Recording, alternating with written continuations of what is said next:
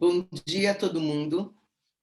Bom dia. Nós Bom dia. estamos no terceiro dia de maratona de congressos. Ontem foi um dia extremamente produtivo e também emocionante. É muito bom a gente estar... Hoje a gente tem um dia de Bíblia e é realmente muito bom e muito importante essa faceta dos estudos judaicos, principalmente aqui na USP, que não tinha lugar para abrigar os estudos bíblicos por causa do engessamento na área de teologia. Então, hoje nós estamos num espaço laico e podemos estudar a Bíblia com dúvida e liberdade. Então, eu vou dar a palavra, segundo a nossa ordem de mesas. Renata, passa para mim, por favor, a ordem de mesas que eu não consigo encontrar. Sim. Mas como o nosso tempo é bem escasso, o primeiro Suzana, mas o Edson que estava como mediador desta mesa aqui. Ai, não, eu. Não, a sua é um pouco mais tarde. Então eu acordei cedo por nada. Eu pensei que era primeiro eu e segundo Por nada Edson. não, por uma mesa maravilhosa aqui que vai acontecer. Então, vamos fazer assim. Eu já fiz a minha introdução, então quando for a minha mesa, eu já não preciso fazer a minha introdução, e eu vou agora tomar um café e ouvir o Edson e a mesa do Edson. E peço para você, Ernesto, passa para mim, então, a minha mesa, porque eu estou aqui na mesa alheia, Passa e vocês sim. só me avisam depois que eu falei. Passa sim. Ernesto, você está me ouvindo? Agora sim, Você está Edson. me ouvindo? Agora foi. Agora sim. Ó, estava preocupado que vocês não estavam me ouvindo. Agora está tudo certo, né? Sim. No começo a gente não estava, mas agora estamos. Isso, é que eu mudei de provedor aqui. Por isso que está dando problema. Estava preocupado com isso. Aí, pessoal, tudo bem com vocês? Bom dia. Bom dia. Eu sou o Edson de Francisco. Estamos aí, tá? Então, nós temos Guilherme, Enzo e Gabriel, né? Para palestrar, né? Certo? Sim. É isso aí. Bom, Ernesto, como que faz? Como que eu tenho que fazer então? Eu tenho que você que comanda os tempos? Como que eu tenho que fazer? Qual que é meu papel hoje?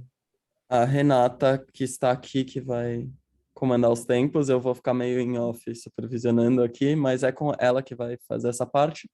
Você vai... A ideia é que você medie, ouça e proponha, no fim, perguntas e comentários sobre as falas. Tá certo, está certo, tá tudo bem, ok. Então não precisa se preocupar com o tempo, eu aviso os participantes, tá bom? Sim. Tá certo, Renata, né? Isso, né? isso. Tá bom, Renata, legal, ok. Então, acho que a gente pode começar. O primeiro participante é o Guilherme. Ele vai apresentar do abandono ao aprisco. Guilherme, se você quiser começar. Tudo bem, pessoal? Vocês me escutam bem? Sim. Prazer estar aqui com vocês. Como o Renato já disse, meu nome é Guilherme. Eu sou aqui do Centro Universitário Adventista de São Paulo, que fica aqui em Engenho. E a minha área de estudo, especialmente, é em profetas. E a gente, criando essa pesquisa, no processo de criação dela, a gente focou no estudo das metáforas no livro de Jeremias. E eu fiquei especificamente com a metáfora de Jeremias 23, 1 a 4. Eu posso compartilhar minha tela aqui, né? Vou compartilhar aqui minha tela. Pode sim.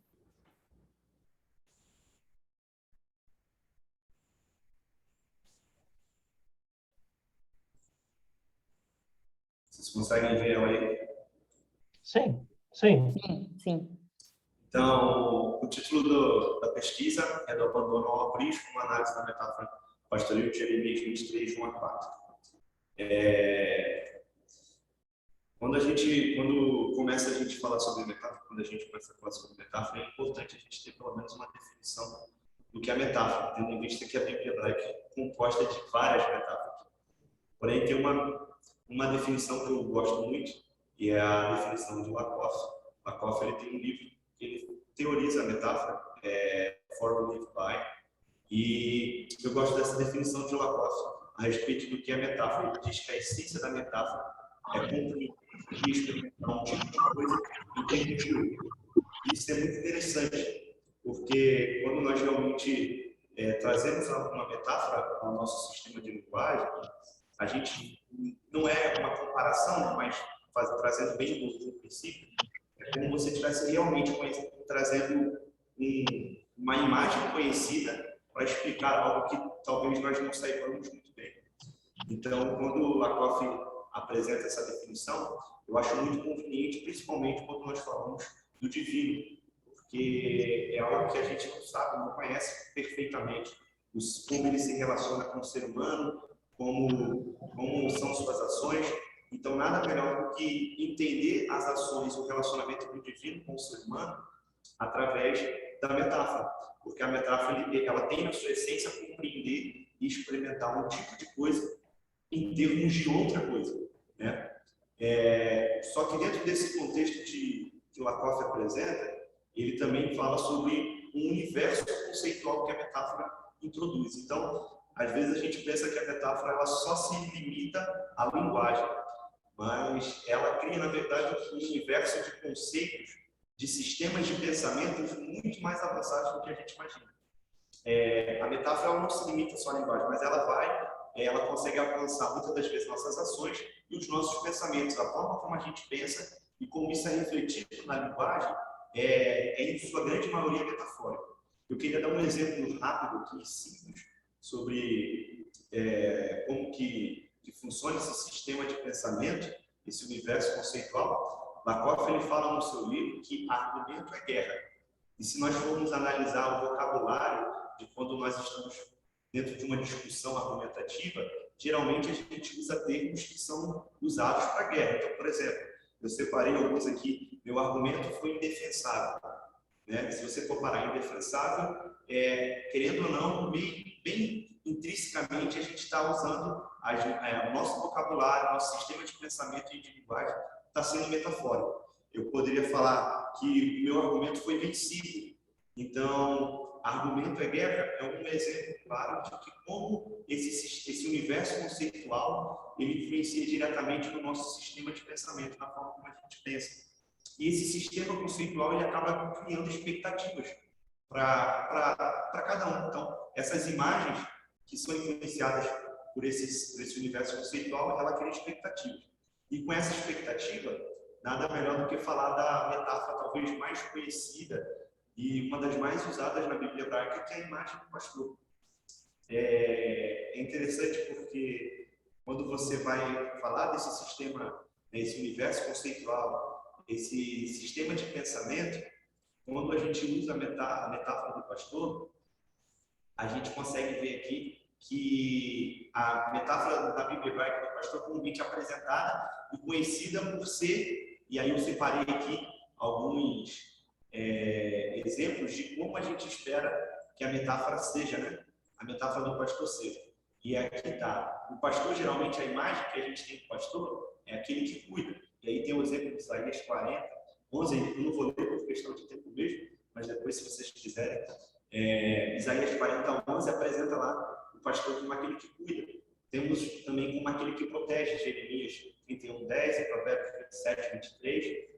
E aquele que provê. E aí tem ali, talvez, um dos versículos mais conhecidos da Bíblia, o Salmo 23, que fala que o Senhor é o pastor e nada terei falta. Então, o pastor, a imagem do pastor, ela é associada intrinsecamente à imagem que a gente cria do pastor, é que ele cuida, ele protege, ele provê. Então, essa é a expectativa que nós temos do pastor. São essas ações que ele faz. E esse sistema conceitual é muito importante, a gente vai ver mais para frente, porque ele está inserido no dia a dia do contexto do Antigo Oriente.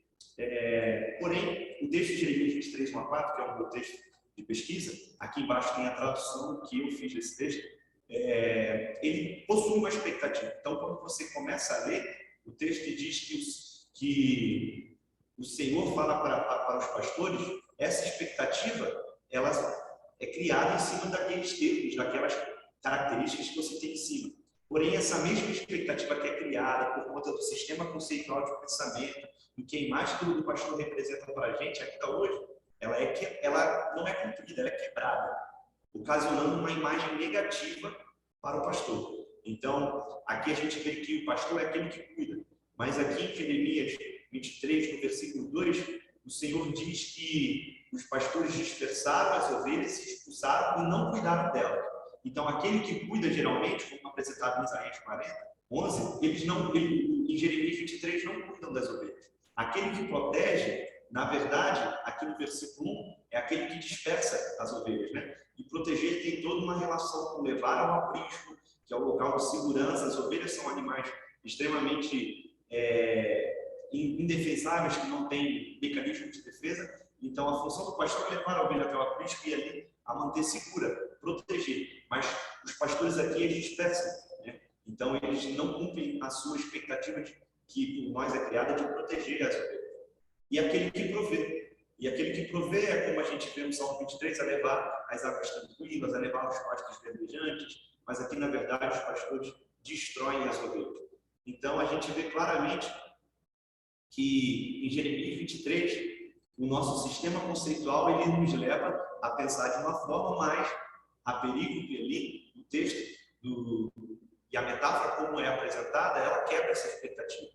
E essa quebra de expectativa, ela leva para outro ponto muito interessante, porque com essa dinâmica a gente chega a também vamos dizer assim, uma equalização dos dois termos, né? Segundo o que Lakoff disse, que argumenta a guerra, aqui a gente pode entender que no sistema conceitual de pensamento do Antigo Oriente, pastores são líderes. Então, lembrando da definição de metáfora lá no início, que a metáfora é uma forma de experimentar algo desconhecido em termos de algo conhecido.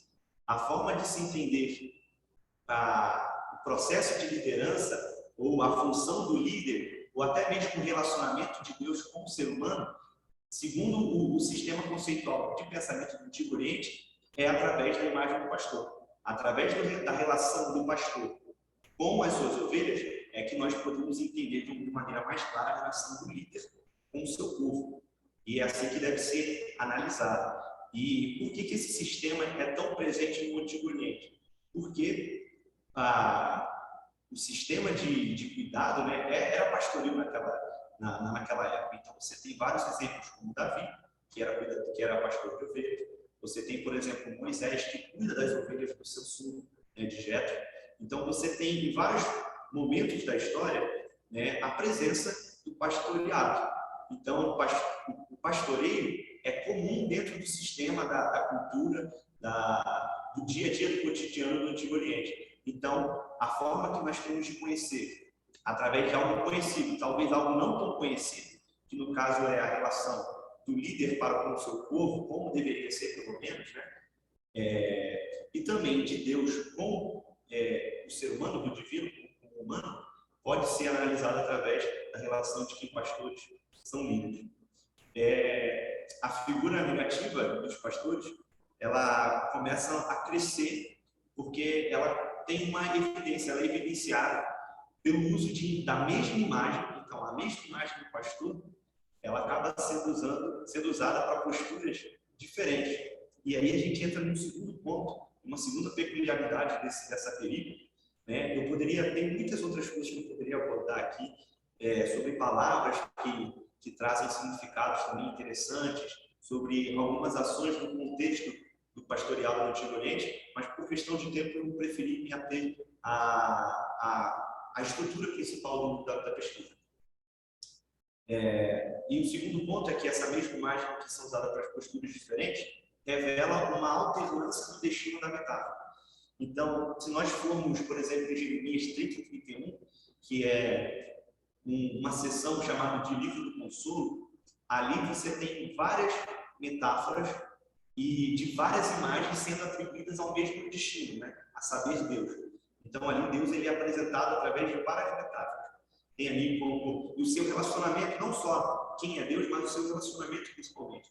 Então, tem ali ele apresentado como, como dores de parto, como também a metáfora pastoril aparece ali em Jeremias 31, mas geralmente são apresentados, principalmente ali em Jeremias 30 e 31, várias imagens com o mesmo destino. Então, sempre a figura do divino é o destino final das imagens que estão sendo usadas. Mas em Jeremias 23 aqui, essa imagem não acontece assim, né? Eu tenho uma mesma imagem, que é a imagem do pastor, e ela é usada para destinos diferentes. Então, ela é apresentada primeiro nos versículos 1 e 2 para os maus pastores, que na verdade precisa ser entendido, toda essa perícope de Jeremias 23, de 1 a 4, ela precisa ser entendida à luz do capítulo anterior, onde há um oráculo de juízo para os filhos do rei Josias, né, que são os reis de Israel da época. Então, faz muito mais sentido quando você entende o capítulo anterior, onde o povo não cuidava do pobre, da viúva, dos mais necessitados, ao ponto de Deus falar que o rei Josias, que diferente dos seus filhos, agiu com justiça, julgou com justiça, o Senhor fala que conhecer a Deus é julgar com juízo e justiça a causa do necessitado e do aflito.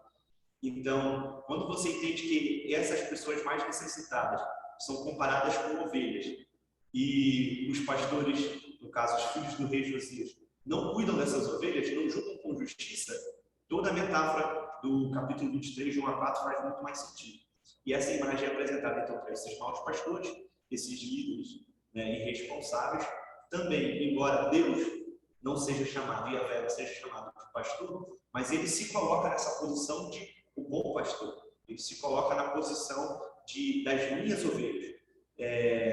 Bonfigli, que é um autor que eu cito, ele fala que é comum que geralmente você tenha um pastor, o dono das ovelhas, e um subpastor, aquele que cuida das ovelhas. O exemplo disso é Moisés, que cuidava das ovelhas do seu sogro, que era Jetro. Então, o verdadeiro e o bom pastor é Deus, é Yahvé.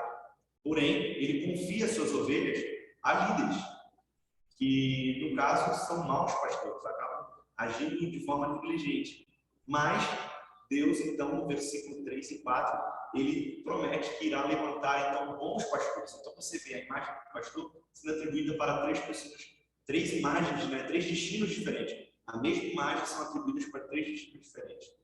E essa tensão entre esses três grupos, principalmente entre os maus e os bons pastores, são ampliadas pelo contraste. O contraste acaba trazendo isso quando Yahvé fala contra os maus pastores no versículo 2, Yahvé age e fala a favor dos bons pastores no versículo 4. Os bons pastores no versículo 1 e 2 são acusados de destruir, espalhar, espantar e não cuidar das ovelhas. Enquanto no versículo 4, os bons pastores que são levantados por Yahvé não farão para que as ovelhas não tenham medo, não se espalhem e sejam devidamente contadas. E dessa forma, eu vou encaminhando já para o final. Faltam 5 minutos, tá, Guilherme? Perfeito, já vou finalizar. Então, através desse contraste, a gente pode ver um ponto interessante, que é a palavra pakat, que é cuidado, mas ela é apresentada aqui de maneira diferente. Se eu voltasse lá no texto, Yahvé fala que vai cuidar dos pastores por eles não terem cuidado das ovelhas. E agora a palavra pakat, ela tem um significado distinto para os diferentes grupos. Então, esses dois grupos são uma mesma imagem para dois destinos diferentes, uma mesma palavra para dois grupos diferentes.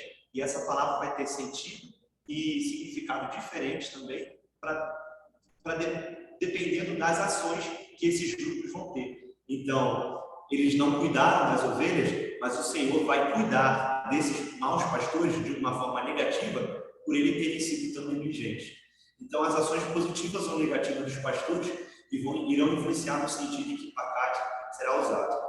Eu finalizo dizendo que a contribuição que eu acredito que esse trabalho traz é entendermos que a metáfora ela vai muito além do que simplesmente uma figura de linguagem que atua na área da linguagem, mas ela influencia o nosso pensamento e pode nos ajudar a entender o relacionamento de Deus com o ser humano, analisando de algo desconhecido para algo conhecido. E assim eu finalizo e agradeço a oportunidade.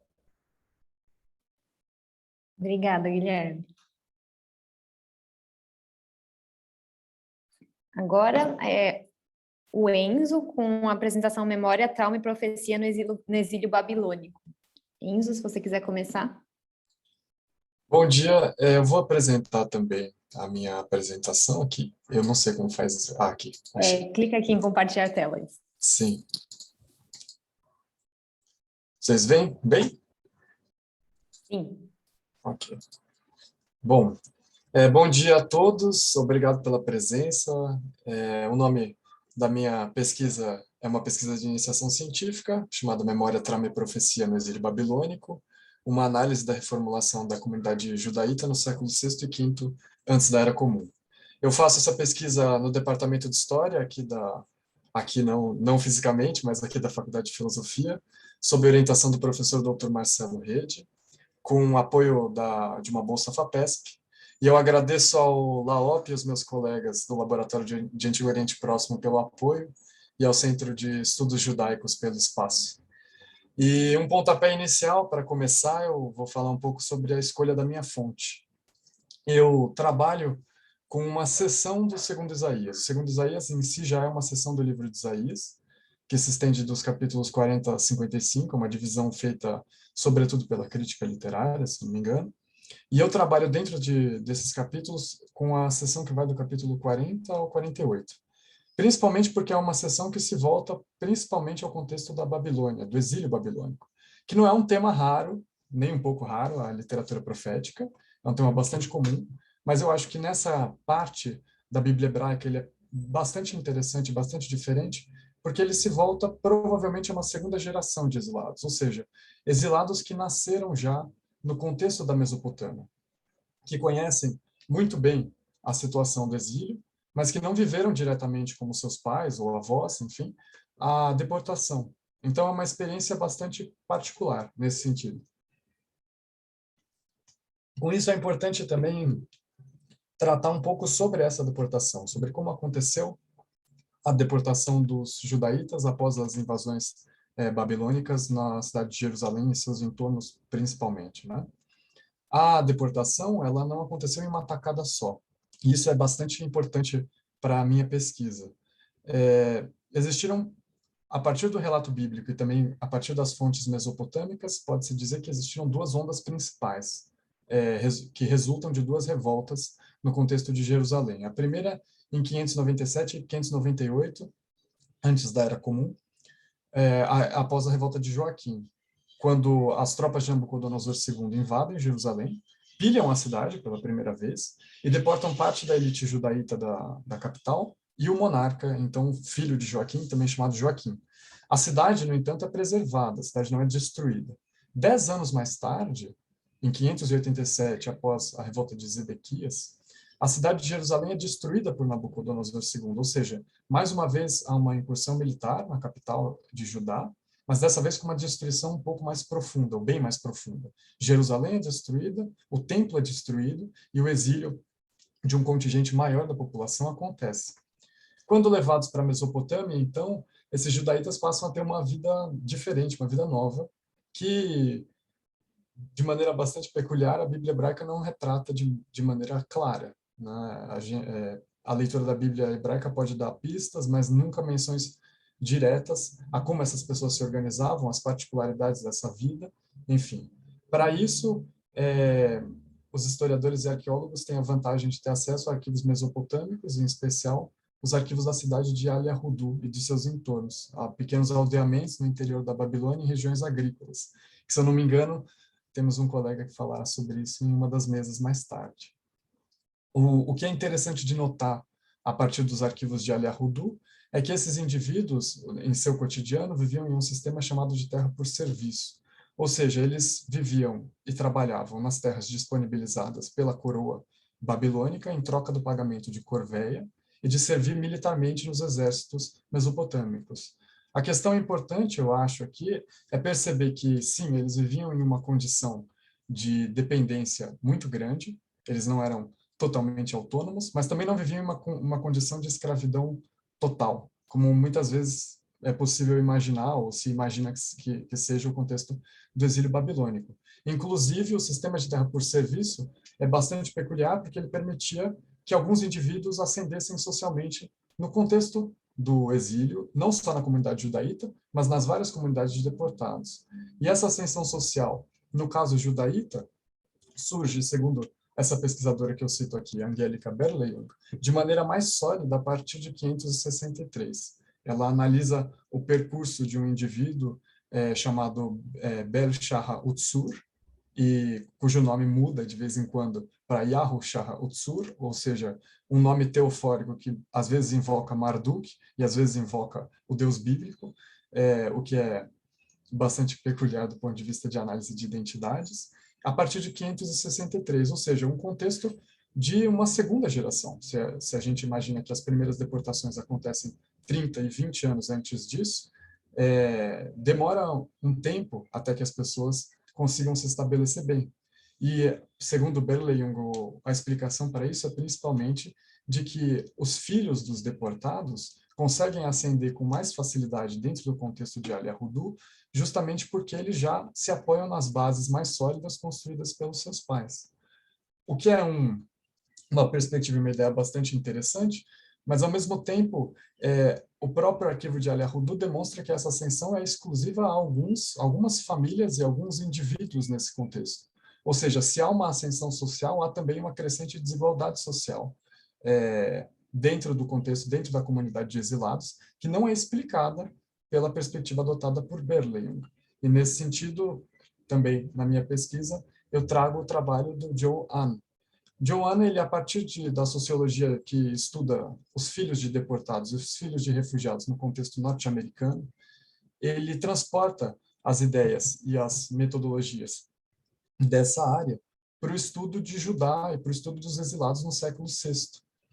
O interessante é que o Ahn não cita os arquivos de Al-Yahudu, ele escreve o livro dele antes que as fontes fossem oficialmente publicadas.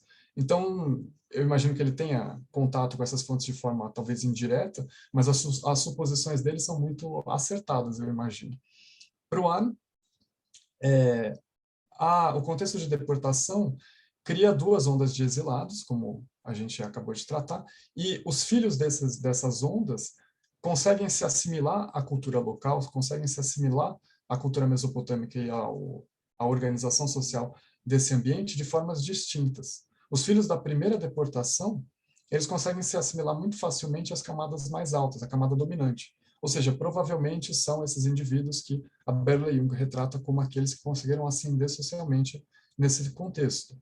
Já os filhos da segunda deportação, em 587 principalmente, eles não têm o mesmo destino, eles encontram muito mais dificuldade para conseguir ascender socialmente e acabam pertencendo às classes marginalizadas dentro da própria comunidade exílica. A questão fundamental é que, se a gente imaginar, num contexto de 2.600 anos atrás, ser transportado do Levante, né, do corredor sírio-palestino, para a Mesopotâmia, por mais que hoje em dia não pareça uma distância tão grande, era um mundo completamente diferente. Ou seja, era necessário, para se adaptar, dominar técnicas agrícolas, principalmente, completamente novas, e entender dinâmicas sociais, idiomas e formas de organização comunitária completamente distintas. Uma primeira geração, que chega com 10 anos de antecedência, tem uma certa vantagem sobre a segunda.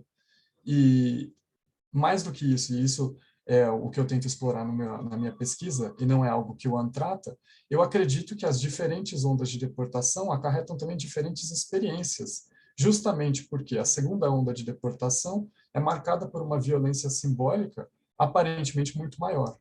Primeiro porque Jerusalém é destruída e o templo é destruído. Ou seja, eu não acho que seja só uma questão de diferença cronológica entre a chegada das duas ondas de exilados e os seus filhos, mas também uma diferença na forma como cada uma dessas ondas é atingida pela experiência do trauma e pela experiência da destruição. Também por isso eu trago para minha pesquisa os estudos sobre trauma e memória, que estão bastante em voga ultimamente nos estudos bíblicos e nos estudos históricos sobre Judá e sobre Israel. Em primeiro lugar, então, é importante dividir o conceito de trauma em duas abordagens fundamentais, que são as abordagens que eu uso na minha pesquisa. Por um lado, o trauma individual, que é um conceito majoritariamente usado nos estudos literários, na crítica literária, bastante explorado pós-Shoah, pós-Holocausto, na literatura de sobreviventes, e depois ampliado para a literatura de sobreviventes de muitas outras culturas, e que é uma experiência alienante, a experiência psicológica do trauma, a experiência do indivíduo. Aquele indivíduo que, depois de uma catástrofe, não consegue dar coesão às próprias lembranças, não consegue colocar cronologias certas àquilo que ele está lembrando e não consegue transformar as próprias memórias em uma linguagem coesa, em uma mensagem, em uma narrativa. O outro conceito que eu uso é o de trauma cultural. O trauma cultural, pelo contrário, é um fenômeno coletivo e é um conceito mobilizado em especial pela sociologia. Eu uso aqui a abordagem do Jeffrey Alexander, que eu acho bastante produtiva para o tipo de pesquisa que eu faço. Para o Jeffrey Alexander, o trauma cultural nada mais é do que uma narrativa coletivamente pensada, muito semelhante à memória cultural, em que um grupo, a partir de um fenômeno de destruição, a partir de um acontecimento trágico, consegue catalisar isso em uma narrativa que faça sentido para os membros de alguma forma, reatando laços, reforçando o compartilhamento de ideias e reforçando em especial a confiança mútua que garante uma sustentação para o grupo. Eu trouxe aqui um exemplo do 11 de setembro que eu acho que é ilustrativo para se pensar nessas duas dimensões do trauma. Passados 20 anos dos atentados, não há dúvida de que o 11 de setembro se transformou em uma efeméride praticamente fundante da identidade norte-americana no século XXI. O 11 de setembro, que foi uma catástrofe extremamente gráfica, a destruição dos prédios é uma coisa que ficou gravada na memória de muitas pessoas, se transformou em uma narrativa nacionalista da reconstrução dos Estados Unidos e do próprio poder norte-americano frente ao mundo e tudo mais. Ou seja, nesse sentido, o 11 de setembro é monumentalizado e é transformado em um certo trauma cultural, em um evento de destruição que, coletivamente pensado, faz sentido como essa nova maneira de organizar os laços sociais e organizar a identidade norte-americana no século XXI. Ao mesmo tempo, as pessoas diretamente afetadas pelo 11 de setembro, como bombeiros, como sobreviventes, como combatentes, têm que conviver, após 20 anos, com a experiência do trauma individual, que é a experiência alienante psicológica, psiquiátrica mesmo, do estresse pós-traumático, por exemplo. Ou seja, a existência de uma narrativa coletiva, se por um lado ela faz sentido no universo da coletividade, e se por um lado ela consegue ocupar esse vácuo deixado pela destruição, por outro, ela não apaga as experiências individuais. O trauma individual continua se manifestando, ele continua sendo essa experiência de alienação. Além disso tudo, e também é óbvio que existem muitas pontes entre o trauma e a memória, o trauma é um domínio da memória também. Eu trago aqui outra questão importante, que é a memória intergeracional. A maneira como uma geração passa a memória de vida e as bases da sua identidade para outra. Para isso, dois conceitos são fundamentais. O primeiro dele, esse que eu coloquei em inglês, porque ele é meio difícil de traduzir, de in-betweenness, ou seja, esse estado do meio, esse momento em que as gerações se sobrepõem. Quando uma geração mais velha e uma geração mais nova, ambas se encontram naquele ponto em que as duas já estão em um estado de maturação bastante alto para que elas discutam a identidade de forma mais convicta. E nesse momento de in-betweenness, nesse estado do meio, é que você tem uma possibilidade bastante grande de que eventos, de que acontecimentos sejam apropriados de formas muito diferentes, né? Esse momento, esse estado do meio, esse in-betweenness, ele é um ponto de virada, normalmente, na cultura coletiva, e um ponto de potenciais conflitos. Justamente porque, e esse é o segundo conceito que eu acho importante, a primeira geração, a geração mais antiga, ela tem uma força fundamental chamada de generatividade, que é essa força de querer passar para os mais jovens as experiências da própria vida, garantindo a coesão coletiva, garantindo a continuidade. E muitas vezes os mais jovens não concordam. Ou seja, você gera um espaço de trocas. A transmissão não é unilateral. A transmissão é um espaço de relações. O problema fundamental em sociedades marcadas pelo trauma, ao meu ver, é que o trauma individual afeta diretamente essa capacidade de transmissão, porque a generatividade exige que as pessoas, pensando nas suas próprias experiências de vida, transmitam as lições de forma coesa, pelo menos ao seu próprio ver, né, na sua própria perspectiva, às gerações posteriores. Quando o trauma individual, essa experiência de alienação, afeta a comunidade, essa comunicação ela perde a sua força vital, ela fica confusa. Justamente por isso, para a próxima geração, a geração de filhos, é necessário que o trauma individual seja de alguma forma controlado para que essa estabilidade coletiva, garantida de muitas formas pela memória intergeracional, seja restabelecida. Por isso é interessante analisar a forma... Faltam 5 minutos, tá bom? Ok. Por isso é interessante analisar como o trauma é transmitido de uma geração a outra. E é por isso que eu trouxe aqui o caso da Clara Muti, que ela analisa de que forma, da forma como os filhos de uma geração adquirem o trauma em termos fantasiosos, por esse silêncio dos pais, nos anos de formação da cognição infantil. E a Marianne Hirsch, analisando a geração de filhos de sobreviventes do Holocausto, vai dizer que essas crianças e essa geração em geral é a geração de pós-memória, porque ela precisa preencher um vácuo narrativo que é deixado pelos pais, um vácuo narrativo que não faz sentido, porque as memórias ficaram presas na experiência do trauma, então precisa ser construída uma nova narrativa, que reate esses laços sociais. Então, voltando a Isaías, também para fechar, eu acho que é particularmente interessante perceber como a geração do segundo Isaías, a geração dessas pessoas já nascidas na Mesopotâmia, tem que provavelmente conviver com essa sombra da destruição, ao mesmo tempo que elas tentam, por si, reconstruir as suas relações e viver de uma maneira normal, uma vida normal no exílio. Ao mesmo tempo, esse grupo não é coeso. Por quê? Esses filhos são filhos de ondas diferentes de deportação, que dão origem a experiências completamente distintas. E essas experiências, a meu ver, são incompatíveis, são experiências traumáticas diferentes, a comunicação fica completamente comprometida. E, ao mesmo tempo, a desigualdade social, provavelmente ligada a essa realidade, fragiliza os laços sociais.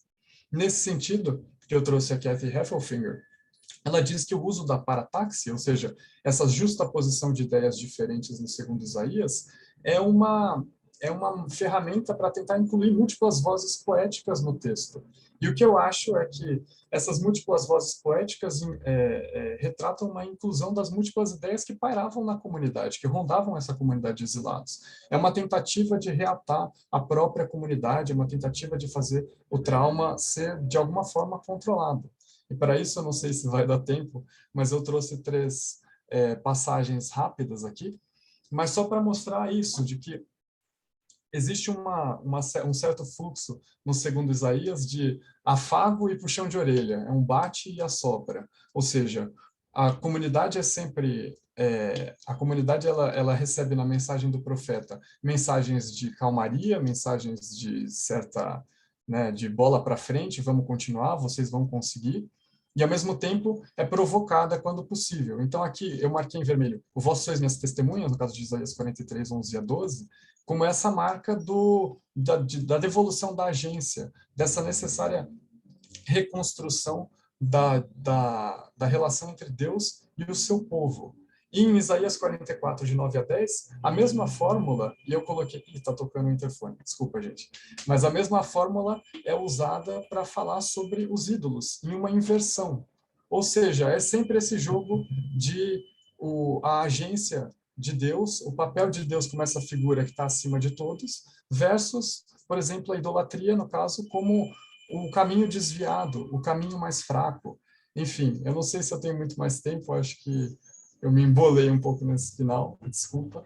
Mas é basicamente isso que eu acho. Assim, no caso do segundo Isaías, o texto sempre remete a essas figuras de memória, a essas figuras mais antigas, a Jacó como essa figura patriarcal que está atrás, que é mais antiga, que está acima das diferenças internas. E o texto do segundo Isaías não tem nenhuma preocupação, nenhum problema em colocar ideias distintas e colocar ideias aparentemente incongruentes em contato. E eu acredito justamente que isso seja um sinal de que a comunidade, a partir desse texto, a partir desses oráculos, tentava se reconstruir de qualquer forma. Então, a inclusão das incoerências, a inclusão das diferenças, é meio que uma concessão para que toda a comunidade possa se reestabelecer. E projetando em Deus, projetando na imagem de Deus a figura maior, que está acima de tudo isso. A figura que pode reconectar todas essas diferenças, superar essa sociedade fragmentada pelo trauma e fragmentada pela desigualdade. E, enfim, é isso. Esse aqui é a bibliografia, parte da bibliografia que eu usei para essa apresentação, se alguém quiser dar uma olhada. E muito obrigado. Obrigada, Enzo. Agora é a apresentação do Gabriel, a hospitalidade e os estupros coletivos em Gênesis. Gabriel, se você quiser começar. Claro, muito obrigado, Renata. Obrigado a todo mundo. Obrigada a você. Gente, primeiramente, se alguém chegou a ver o material de divulgação desse seminário, né, vocês viram lá que estava lá a hospitalidade e a violação em Gênesis e Juízes, né? Porque minha pesquisa vai abarcar os dois textos, tanto os textos em que Ló aparece em Gênesis, quanto as narrativas de Juízes 19, 20 e 21. Mas para essa apresentação eu vou dar só um spoilerzinho para vocês. Então vamos começar, vou compartilhar minha tela aqui. Só um minuto. Ok, então a gente vai focar nessa minha pesquisa, na trajetória de Ló na Bíblia, né? Então a gente vai ver as partes, os textos em que ele aparece, como ele aparece, e como isso vai culminar em Gênesis 19, que é o grande texto em que a gente tem a participação dele, né? E que, gente, eu não sei o que vocês sentiram quando vocês leram esse texto pela primeira vez, mas eu não tinha entendido nada, né? Porque é um texto que tem muitos acontecimentos que é difícil a gente interpretar na nossa cultura, né? Porque os mensageiros chegaram na cidade, aí a população da cidade quer estuprar eles, aí Ló oferece as filhas, e no final acontece tudo. Gente, como assim? O que é isso, né? Foi basicamente esses questionamentos que motivaram a minha pesquisa. Então, os objetivos é justamente estabelecer uma interpretação plausível, né, para tudo isso, né? E para que a gente consiga fazer isso, a gente vai ter que estabelecer conexões entre as participações de Ló, né, na Bíblia, tanto com outros textos bíblicos e com os códigos morais que regiam a conduta da época. Só que assim, gente, o meu método é o cozy reading, ou leitura atenta, né? Então, isso significa que eu vou focar extremamente no texto bíblico. Então, outras coisas que eu for citar, vai ser, por isso, emergido do texto bíblico e por necessidade, mas o meu foco é pegar o texto bíblico, analisar parte por parte, interpretar cada parte e relacionar essas interpretações. E obviamente, o texto bíblico como na maneira que ele está hoje, né? E não ficar analisando fontes diferentes, enfim. Então, gente, vamos começar. Qual que é a primeira vez que o nome de Ló é citado na Bíblia? É na genealogia de Abraão. Então, Ló é filho de Arão, que é irmão de Abraão, e o que acontece com Arão? Ele morre prematuramente. Ou seja, Ló é órfão. E você veja, né? Ele já começa a narrativa numa posição não muito favorável. Inclusive, ele deixa da posição de primogênito para se tornar um membro com não tanto destaque no seu núcleo familiar, né, junto com a morte do seu pai. O que acontece com isso é que a ordem de sucessão é invertida, porque o filho morre antes do pai, Arã morre antes de seu pai Terá, né, e Ló não assume a casa em seguida disso, provavelmente por ser um adolescente, uma criança, e quem vai ficar com a paternidade, digamos, de Ló, né, e a herança de Arã é Terá, justamente o patriarca pai de Arã e Abraão. Ou seja, a gente começa essa narrativa com uma grande inversão, causada por uma morte não natural, e o que acontece logo em seguida é que o Terá morre também, né? E é curioso que eles morrem em uma viagem para Canaã. Quem inicia a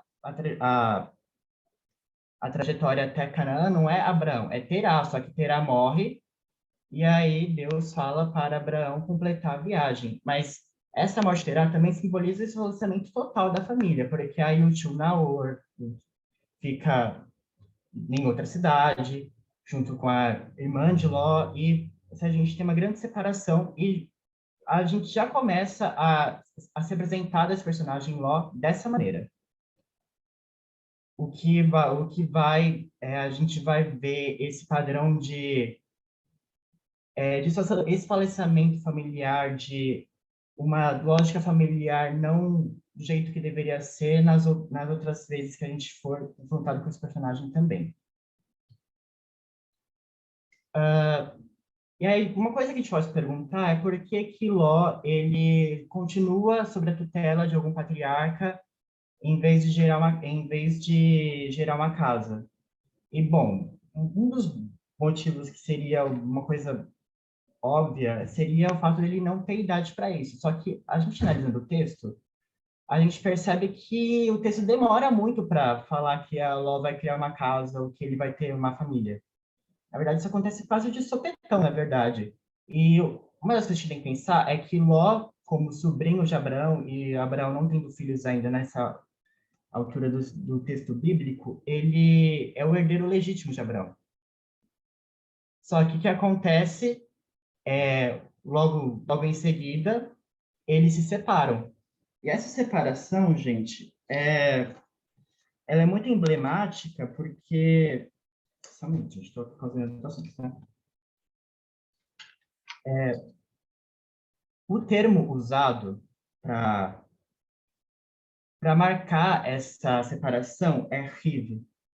Existe um confronto entre os pastores de Ló e Abraão, e Abraão sugere que os dois separam-se para que não haja uma riv entre os dois. E, gente, esse é um termo apocalíptico, na verdade, é um termo jurídico que ele vai se relacionar com Deus em um processo jurídico de julgar a humanidade. Isso vai estar na literatura profética.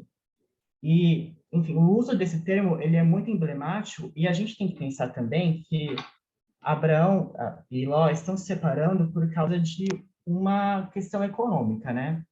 Os rebanhos de Ló se tornaram muito grandes e fica insustentável manter a riqueza de Abraão e Ló concomitante. E a gente vai ver também que nas passagens posteriores, a questão dessa riqueza vai ser muito, muito chave para os eventos que vão acontecer em seguida. E uma coisa que é importante de falar, que quando existe essa contenda, essa rive entre os dois personagens, o Abraão sugere essa separação para que seja mantido justamente o código de solidariedade entre os irmãos, né?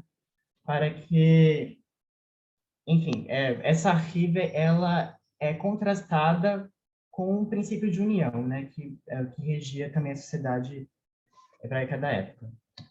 O próximo evento que a gente tem a presença de Ló, né, justamente quando ele é preso, que acontece a Batalha do Sindim, em que as cidades do Vale do Jordão, elas entram em conflito com Elão. E nessa batalha, o que acontece é que justamente Ló, ele é capturado, ele tem seus bens confiscados, se torna um espólio de guerra, um escravo, basicamente, né, um xalau. E, gente, percebam que a gente tem uma inversão. Ou seja, Ló, ele começa numa posição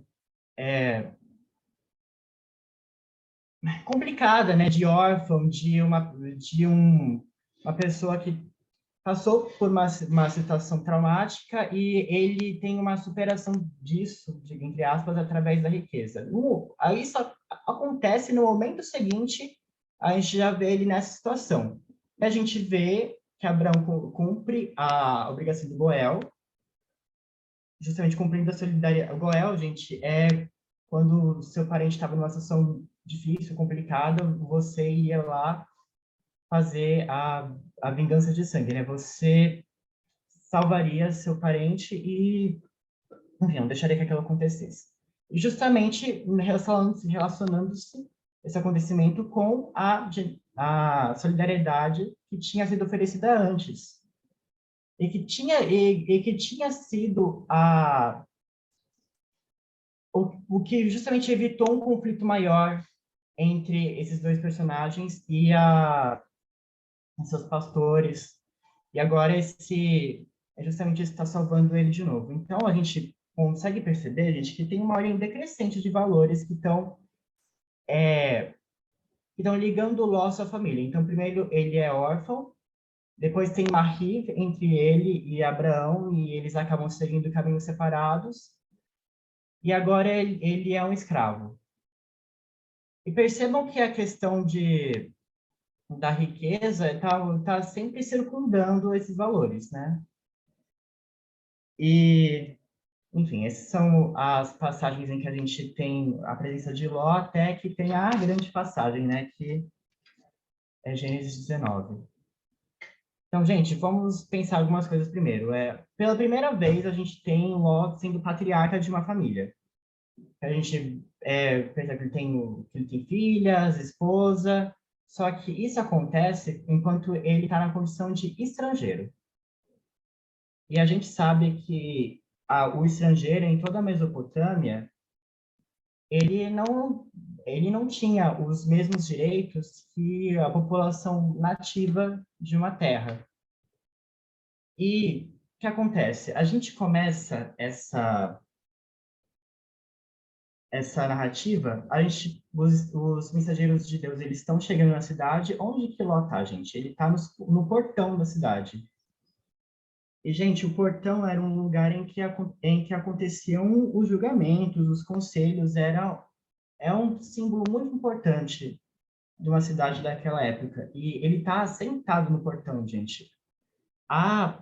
O termo sentar, em hebraico, ele também carrega uns valores de fazer parte, sabe? Tipo, então, essa imagem de Ló sentado nos portões de Sodoma leva a gente a entender que ele tem algum prestígio nessa cidade, para ele estar sentado ali. E, inclusive, o que ele faz? Ele oferece a hospitalidade. Gente, só uma pausa, tá? Que eu deveria ter falado isso antes, mas a hospitalidade também é um dos valores que regiam bastante a sociedade hebraica daquela época, que é o valor de você entender que aquele estrangeiro, ele precisa de abrigo enfim, e que você vai receber ele bem, né? Que você não vai deixar ele no sufoco lá precisando de ajuda e você só olhando, né? Enfim, é um pouco mais complexo que isso, mas vamos manter essa ideia em mente. E quem oferece essa hospitalidade? Ló, que é um estrangeiro também. O estrangeiro recebe os estrangeiros. E isso não era um direito que ele deveria ter. Quem deveria ter essa atitude de poder oferecer essa hospitalidade a esses estrangeiros seria a população da cidade. Aí que a gente acontece em seguida, a população da cidade quer conhecer esses estrangeiros, né? Só uma coisa, gente, a hospitalidade não é uma questão importante só na cultura hebraica, né? Mas, em geral, as culturas, elas vão ter essa questão de você reconhecer que um bárbaro, ou seja, um estrangeiro que você não conhece, que você não estabeleceu nenhum contrato social com ele, pode te colocar em risco. Então, quando você oferece hospitalidade, você recebe na sua casa, você conhece o nome dele, você conversa com ele, você está, de uma certa maneira, pacificando esse estrangeiro. E isso numa sociedade que vive no ambiente árido, isso vai ser muito importante. Então, porque justamente se mente para muitos conflitos. Então, essa questão da hospitalidade era levada muito a sério, e um estrangeiro oferecer isso poderia causar muitos problemas, como causa, né? Tá, e aí a gente tem a famosa cena em que Ló oferece as filhas. Gente, vamos relembrar. A população da cidade, e diga-se de passagem, a população da cidade inteira, ao menos todos os homens, né? Tá lá, do mais velho ao mais novo, tá lá na porta de Ló, querendo conhecer esses mensageiros que Ló recebeu. que Ló fala? Gente, não façam isso. O que é isso? Ofereço aqui as minhas filhas, que elas não foram prometidas a nenhum homem ainda. E, gente, isso é um tensionamento máximo desse código de hospitalidade, né? Ló está comprometendo a honra de seu clã em nome da proteção desses estrangeiros. Mas, ao mesmo tempo, gente, vamos lembrar a história de Ló até esse momento, de que ele é um órfão, de que houve conflitos dele com o tio, que o avô dele morreu também, ou seja, ele é um órfão 2 vezes, que a família dele se faleceu. Ou seja, a gente tem uma narrativa de tensionamento familiar que agora chega ao máximo, né? Ló está oferecendo as filhas dele para manter o código de fidelidade com os estrangeiros que ele está recebendo. Foi uma escolha, né? Porque são 2 valores importantes. E, gente, Gabriel, perceba... licença. Faltam 5 minutos, tá bom? Sim, ok. Tá, então gente, só para vocês entenderem, esse tensionamento vai acontecer durante a narrativa inteira. E quando essas filhas, elas cometem um crime de incesto com Ló, elas também vão fazer isso muito no sentido de uma falha dessa linha familiar patrilinear. Gente, a gente começa a narrativa com Ló perdendo seu pai. Ele passa por vários conflitos ao longo de sua trajetória de vida relacionados à família. E aí, qual que vai ser a sucessão dele? Vai ser fruto de incesto e vai ser as filhas dele que vão gerar essa sucessão, né? Ou seja, as mulheres possuem a sucessão. Gente, isso é uma inversão total da descendência patrilinear que organizava as famílias em Israel, né? Pelo contrário, isso passa a ser uma descendência matrilinear. As mulheres possuem a sucessão. E isso também vai fazer de Ló um homem emasculado, digamos assim. Em que os valores masculinos que ele carregaria como um patriarca da cultura israelita, eles foram invertidos. E aí sua família passa a ser uma família que vai seguir outra ordem, uma ordem matrilinear e uma ordem maldita, né, porque vai carregar o estigma do incesto. E, gente, a Bíblia, ela trabalha alguns temas com alguma frequência, e isso permite a gente perceber uma didática. E um tema recorrente é um conflito entre irmãos, né? E assim, irmão não considerando só, tipo, uma coisa muito fechada, né? Tipo, mas assim, irmão é quem você tem a sua solidariedade. E uma história que a gente consegue relacionar muito bem é a história de Caim, porque Caim também ele vai viver fora da sua terra, né? E como um exilado, e ele vai também ter uma descendência maldita, né? E por quê? Porque ele também teve um conflito familiar. Então a gente consegue perceber o quanto essas questões elas vão se repetindo e a didática é que enfim, a família é uma coisa para a gente valorizar e evitar que isso leve a gente a uma perdição total, né? Como aconteceu com Caim ou com Ló. Uma coisa que eu trabalhei na pesquisa é que as narrativas de Benjamim e os outros povos de Israel, que são povos irmãos, né? As tribos que formam Israel, é uma narrativa de conciliação entre irmãos, que se relacionaria com a de José. E que a gente tem um exemplo de como a conciliação entre irmãos pode gerar bons frutos para a gente, né? E, gente, é isso. Eu peço muitas desculpas pelo nervosismo que eu demonstrei, tá? É a minha primeira vez aqui, até me embananei todo. Mas, enfim, espero que isso tenha sido interessante para vocês de alguma forma. É isso, gente. Obrigada, Gabriel. Uhum. Agora, se o Edson, mediador, quiser fazer algum comentário sobre as apresentações. Ok. Vou ver aqui, parabéns a todos os três, que são temas muito interessantes, até muito complexos de alguma maneira, mas acho que os três, de alguma maneira, fizeram acho, bons trabalhos, fizeram boas apresentações. Eu só tenho assim, uma pergunta, são mais observações para o Guilherme, que é o primeiro, depois para o Gabriel. Para o Gabriel, né? Como eu trabalho muito com a questão de língua, como eu já traduzi o texto bíblico, então eu trabalho muito com a questão da semântica das palavras, etc. Então, uma coisa que eu, como sou linguista, então eu tenho essa preocupação. Então, como você citou lá, Guilherme, o verbo, por exemplo, o verbo P, kof e o dalet, pakad, seria talvez interessante no trabalho de você, talvez explorar mais o campo semântico desse verbo, porque esse verbo aqui ele tem muito um significado muito amplo, né? Então, ele pode ser, por exemplo, cuidar, acho que é a definição mais comum, mas também o pacado pode ser também ocupar-se, verificar, preocupar-se, inspecionar, visitar, guardar, examinar, etc. Não sei se, de repente, no trabalho de vocês seria legal, talvez, não sei, é mais sugestão, né? De explorar o campo semântico dessas certas palavras-chave daquele texto do Jeremias que você tratou, né? Eu acho que seria interessante.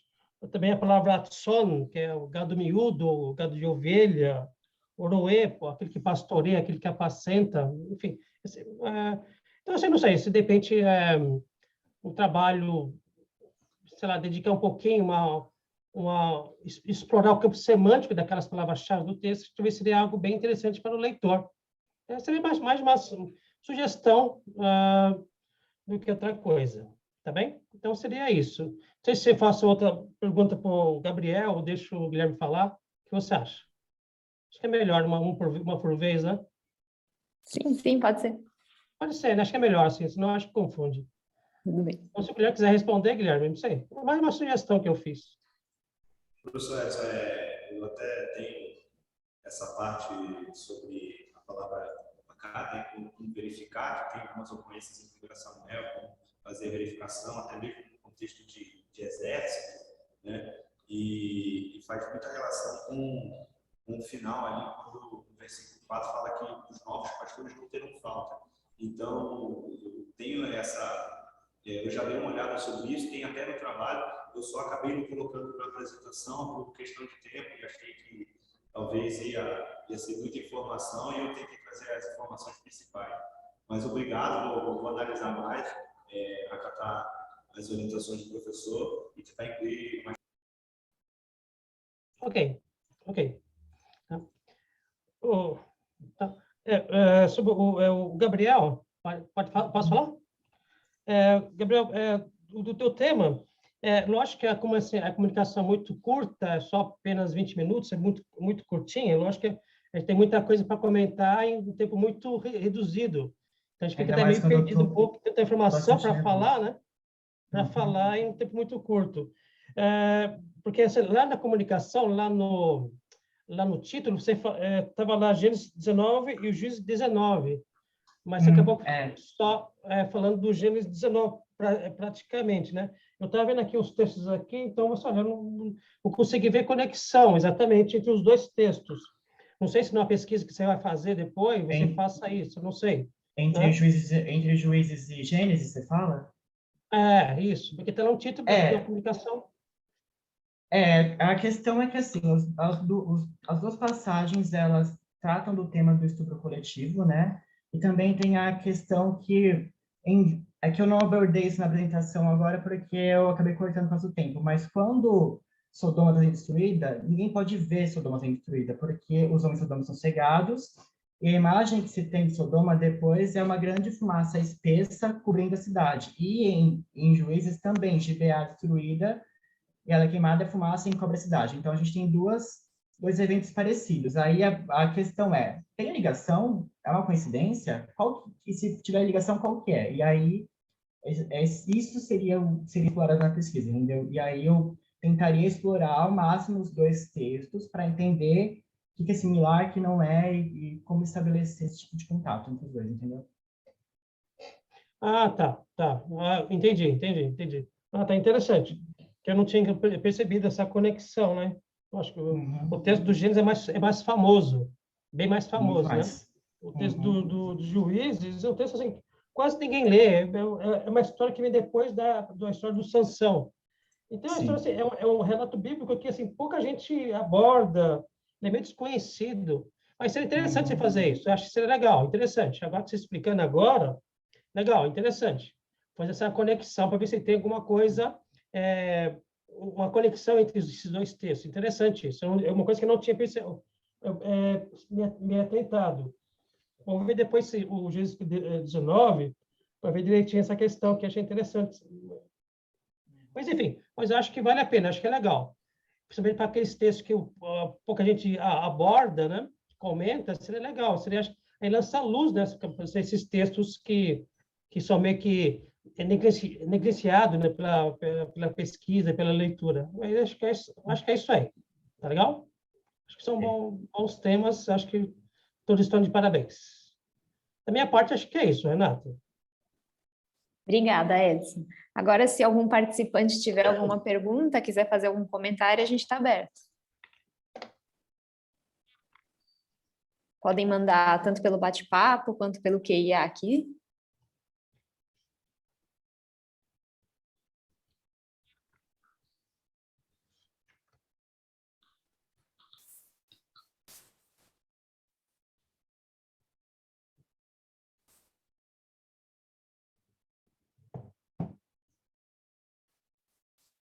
Dá um tempinho para ver se alguém escreve alguma coisa.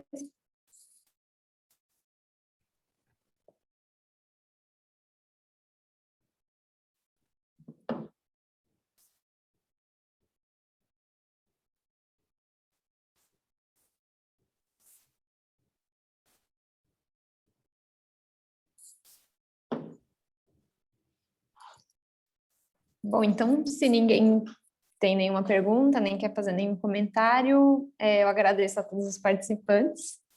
Muito obrigada, as apresentações foram muito interessantes. E agradeço em nome do SEG. Vou encerrar, então, a participação de vocês, tá bom? Ok, pessoal. Acho que tem uma... Só acreditando só, tá? Obrigado. Tem uma questão aqui. Sansão que destruiu Sodoma, eu acho que é essa a pergunta. Se a Sueli quiser explicar melhor. Qual que é a pergunta? Perfeito. Ela fez um comentário, Sansão que destruiu Sodoma. Eu não sei se é uma pergunta, se a Sueli quiser explicar melhor para a gente. A pessoa que fez a pergunta. Eu posso falar ou quem quer falar? Quem quiser, pode responder. Não, o relato de Sodoma está no Gênesis, o primeiro livro da Bíblia. A história do Sansão está no livro dos Juízes, que é o sexto livro da Bíblia. Não tem nada a ver uma coisa com outra. Até os tempos da narrativa bíblica bem distinto. Então, não. Então, o Sansão não destruiu Sodoma, não. Ele pertence a histórias diferentes, distintas, e até ele lê mesmo livros diferentes. Não tem nada a ver, uma história com a outra. Não tem não. Ela levantou a mão, eu vou abrir a câmera dela, e aí talvez ela explique a pergunta. Pronto, Sueli. Está sem áudio. Então, acho que ativou. o que eu acho é que... bom dia, né? O que eu entendi é que Sansão que fez a destruição lá da cidade que ele estava. O diferencial é que quem destruiu Sodoma foi Deus. Então, o que eu acho que o destruidor, indiretamente e diretamente, né? Pode ser Deus, é de tudo, mas diretamente foi Deus, os anjos, que destruiu Sodoma. E quem destruiu lá em Sansão foi o próprio Sansão. Não há um diferencial? Não, seria... porque em Juízes, quem destrói Sodoma, na verdade, acontece uma...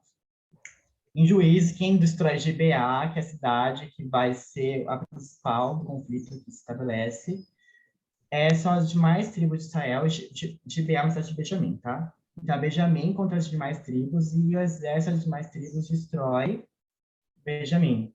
E Sansão não faz parte dessa narrativa também. Ah, sim. É porque aí certo. Então, agora é outras tribos. Para mim, agora é um terceiro caso, porque quando Sansão queimou da primeira, o que eu entendi, confundi.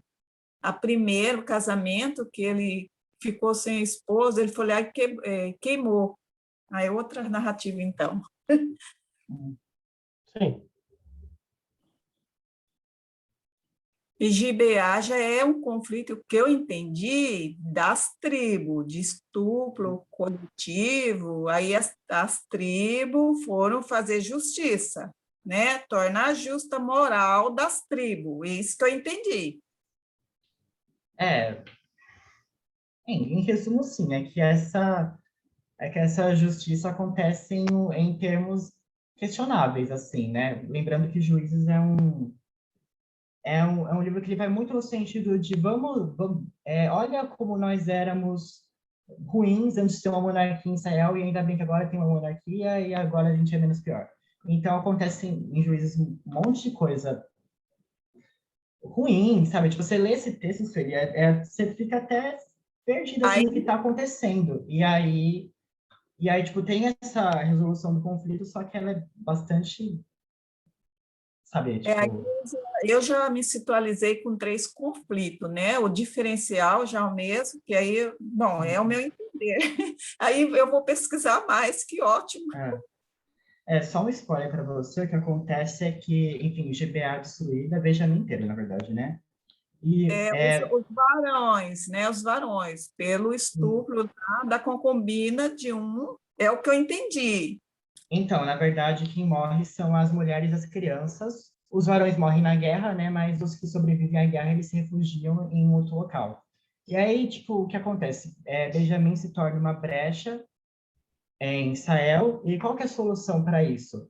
Gente, as próprias outras tribos oferecem isso para os sobreviventes de Benjamin, tá? Vamos pegar esses locais aqui que não participaram do conflito e vamos matar pegar as meninas virgens desses lugares, matar a família delas e oferecer elas em casamentos para os sobreviventes de Gibeá.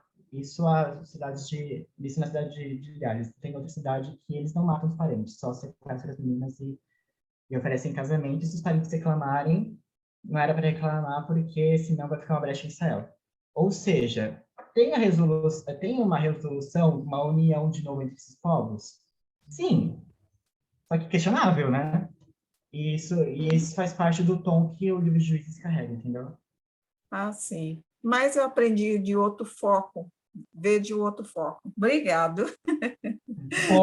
Sueli, oi, posso falar? Pode. Olha, Sueli, então, Pode. eu sugiro assim, se for possível, mesmo em português tem várias bibliografias sobre os juízes, que o juiz, assim, o juiz é uma coxa de retalhos, na verdade, são muitas histórias ali, né? Então, seria legal, interessante, se for possível, ler livros específicos sobre aquele livro, para te dar a luz sobre o que acontece ali, o texto histórico, das histórias, por exemplo, e assim por diante. Tem alguns bons livros sobre esse assunto em português. Eu acho que esse é meu conselho para você, se quiser saber mais sobre esse livro bíblico, ok? Sim, eu vou começar agora, mas gostei do debate, a gente vai aprendendo, porque eu li várias vezes, mas não me atentei, conexões em certas coisas, agora eu estou aprendendo a fazer conexões, e diferencial, com essas aulas maravilhosas. Obrigada. Obrigada, Sueli. Tem mais perguntas aqui. Tem a pergunta da Lucia Helena.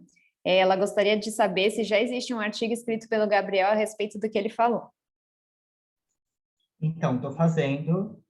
A expectativa no final do ano publicar, e aí sugiro que você fique ligado. Eu pretendo fazer um estardalhaço na internet, então você precisa lá no Google, você vai achar. Tem mais uma pergunta. É uma pergunta do Lúcio. Ele gostaria de saber quais são as cidades bíblicas mais luxuriosas, que se destacam pelos hábitos luxuriosos, além de Sodoma e Gomorra. Professor Edson, você quer responder essa pergunta?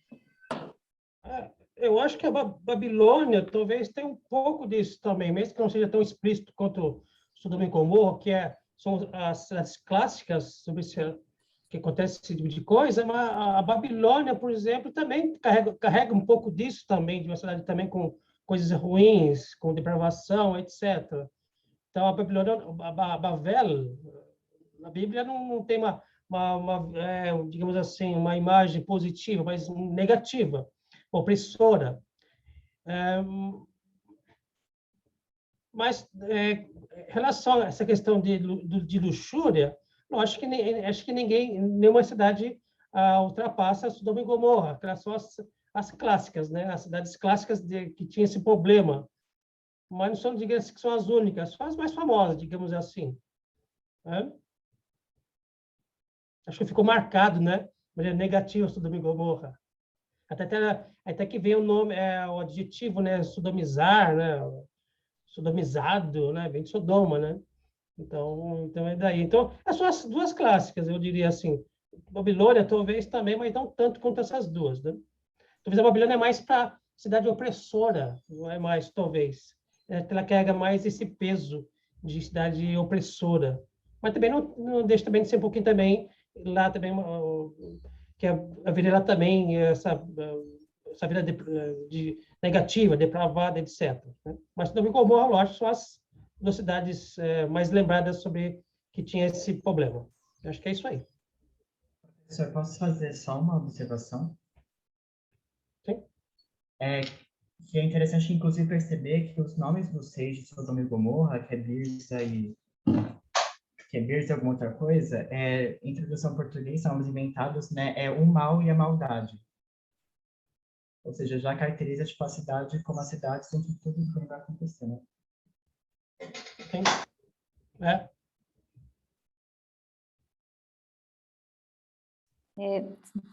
Se tiver mais alguma pergunta, podem mandar no chat, pode levantar a mão, mandar no QIA.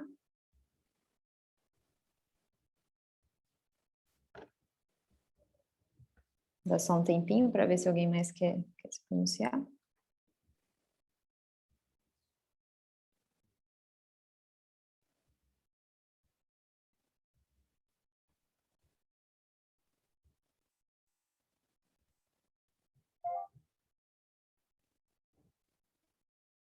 Bom, acho que não tem mais nenhuma pergunta, então eu agradeço em nome do SEG